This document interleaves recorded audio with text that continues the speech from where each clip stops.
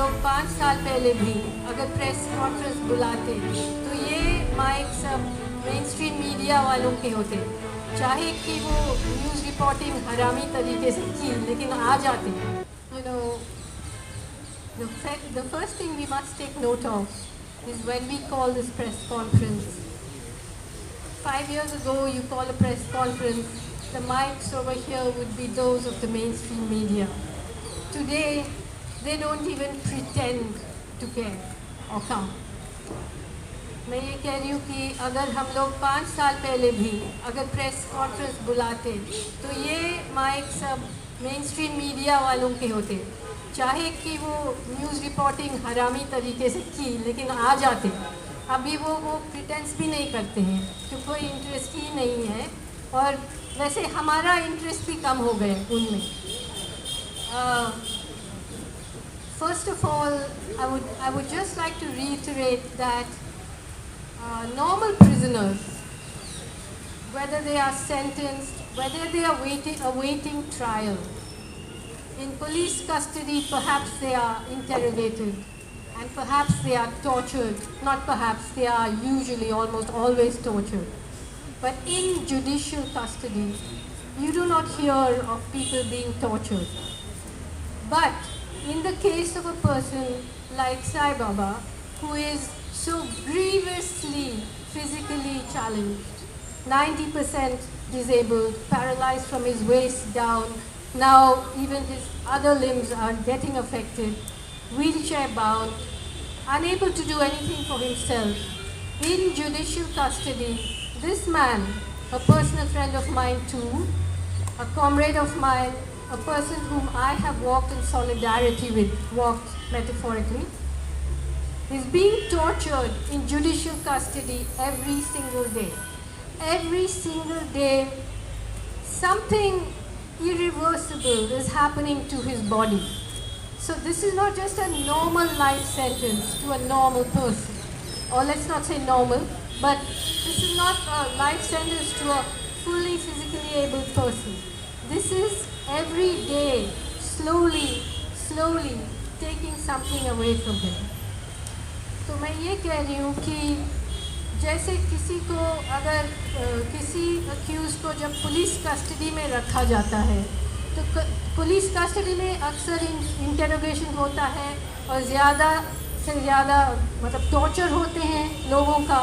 Depends on the person of course. हमारे देश में the law is not the same, सबके लिए कानून एक नहीं है। आपका जेंडर क्या है, आपका कास्ट क्या है, आपका रिलीजन क्या है, आप कहाँ रहते हैं, आपके पास कितना पैसा है, उसके हिसाब से स्लाइडिंग स्केल में टॉर्चर भी होगा, सेंटेंस भी होगा, जेल में जो कुछ भी होगा। लेकिन नॉर्मली फिज़िकली एबल लोगों को पुलिस स्टेशन में शायद टॉर्चर किया जाता है, लेकिन जुडिशियल कस्टडी में टॉर्चर नहीं होता है। लेकिन साईं बाबा जो वेस्ट से नीचे पैरालाइज्ड है, जो अपने लिए कुछ भी नहीं कर सकते हैं, उनके लिए जुडिशियल कस्टडी में हर रोज़ टॉर्चर होता है। उनका शरीर हर रोज़ थोड़ा थोड़ा करके मर रहे हैं, और ये इरिवर्सिबल है। तो this is something we must remember, that it is not like okay that he has already been in jail for 5 years. He has irreversibly lost something for 5 years.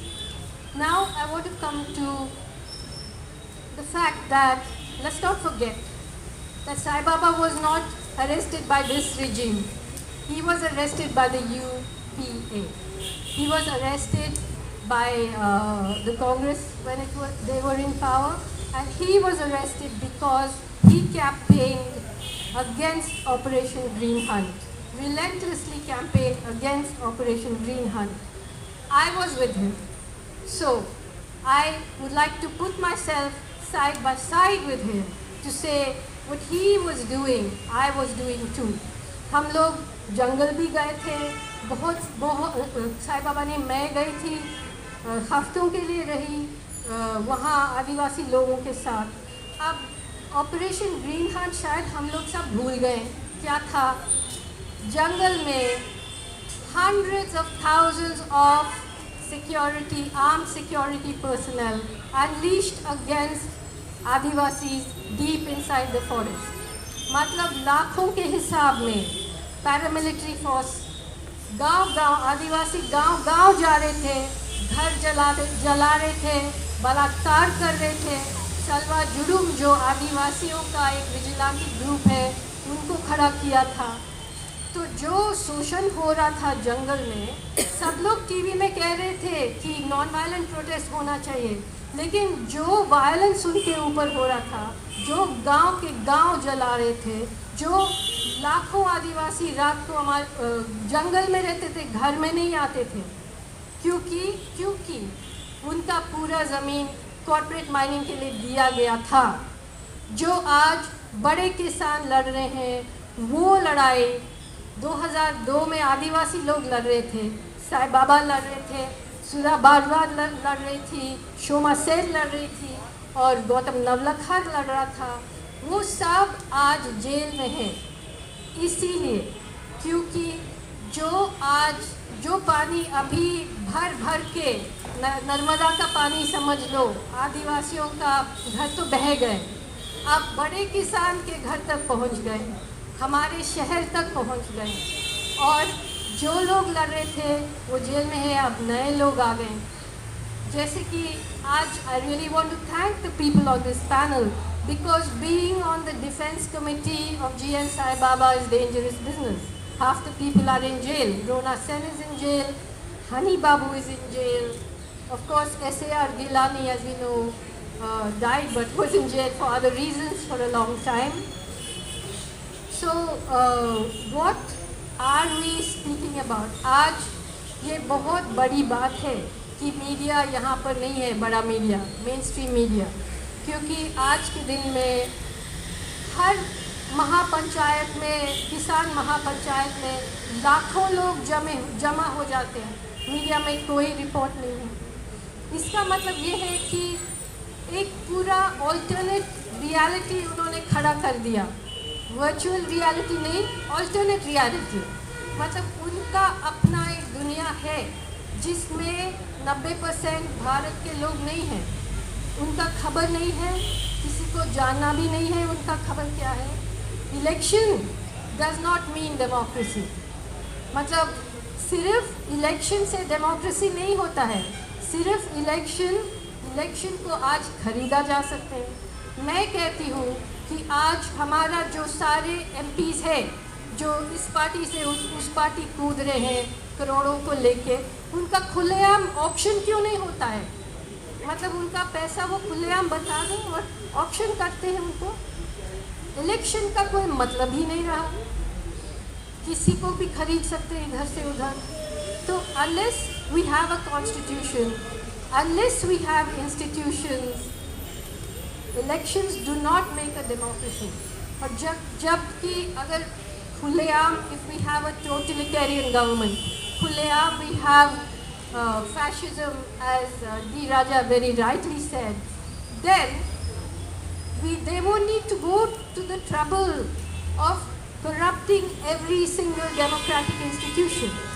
अगर हमारा खुलेआम फांसीवादी सरकार होता तो ये डेमोक्रेसी का हर इंस्टीट्यूशन, हर पुलिस स्टेशन, हर sessions court, हर high court, हर supreme court को कब्जा करने का कोशिश नहीं होता।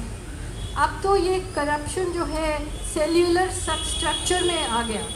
करप्शन का मतलब RSS वाला सोच, वो मतलब पैसा वाला करप्शन से बहुत ज़्यादा खतरनाक है, मैं बताती हूँ, is ideological corruption.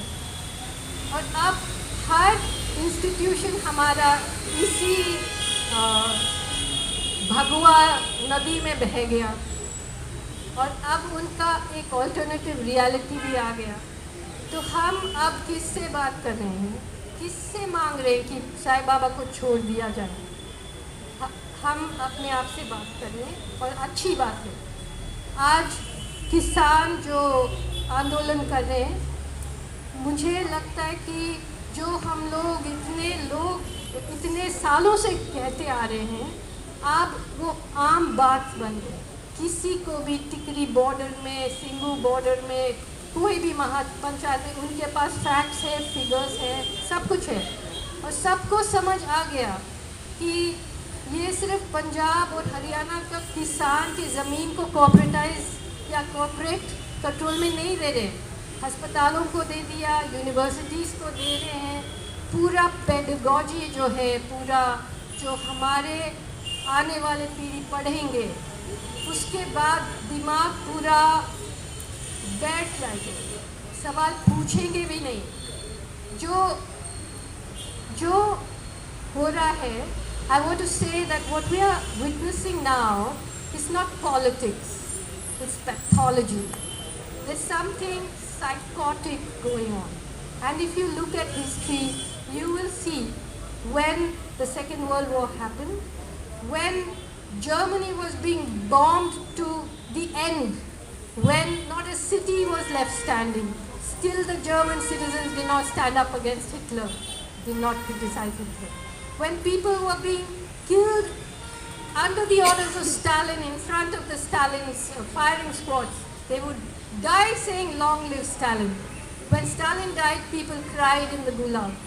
So today, we are in the business of cultivating a mythological character called Narendra Modi, who's trying to become a god man, who's trying to disappear all the traces of his real life, of his college degrees, of his birth, of his reality. And this nation is being hypnotized in some way. We can't let it happen. We have to capture that alternate reality and disable it.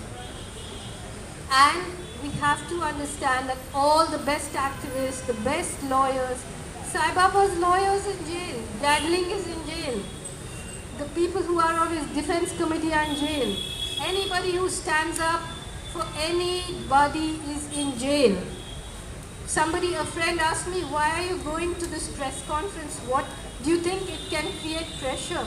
I said, "No, we are going there to hasten our journey into prison, because whoever speaks for Sai Baba and everyone else, they're the next on the line." So we haven't to be scared of it now, because we are up against an existential battle and a pathological battle. It's not politics anymore, it's pathology. Thank you.